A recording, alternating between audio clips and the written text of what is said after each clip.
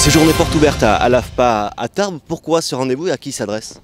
Alors déjà, pour en introduction, je dirais qu'on a une journée porte ouverte qu'on a un petit peu customisée, si vous me permettez l'expression, puisque maintenant c'est la deuxième édition qu'on le fait avec cette formule-là, où on a en fait délocalisé les ateliers. Donc on a fait des démonstrations à l'extérieur des ateliers, chose qu'on ne faisait pas jusqu'à maintenant. Donc ça c'est une première chose.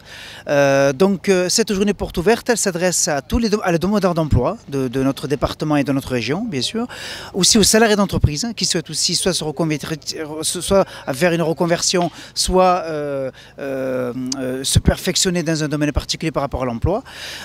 Et donc du coup on a invité donc des institutionnels comme Pôle emploi, la mission locale, le conseil régional, le conseil départemental, également des agences d'intérim qui vont proposer de l'emploi à nos stagiaires qui sont actuellement en formation, et aussi des institutionnels comme le CIDFF, puisqu'on a effectivement beaucoup de dames aussi en formation, donc les droits des femmes. Nos stagiaires sont en démonstration devant le public, donc ils peuvent échanger avec eux en direct. Il y a un contact direct avec le stagiaire, parce que comme je dis toujours, nos stagiaires ce sont nos ambassadeurs.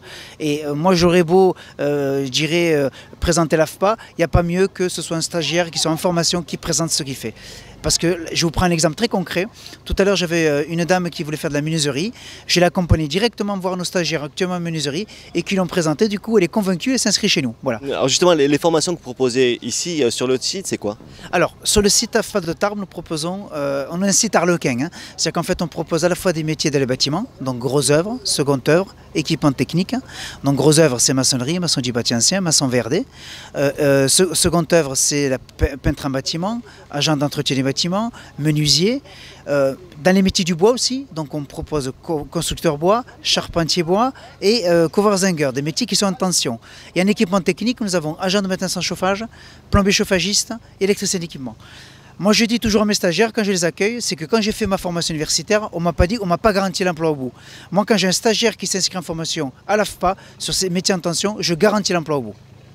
C'est-à-dire que vous êtes aussi en relation avec les entreprises des Hautes-Pyrénées qui ont des besoins de main-d'œuvre? C'est pour ça d'ailleurs que nous avons convié les agences d'intérim à cette journée porte ouverte, justement pour qu'il y ait de la proposition d'emploi direct. Le bâtiment reprend, vous savez que l'économie reprend, et tant mieux. Donc on a besoin de main-d'œuvre qualifiée pour accompagner les entreprises dans leur développement.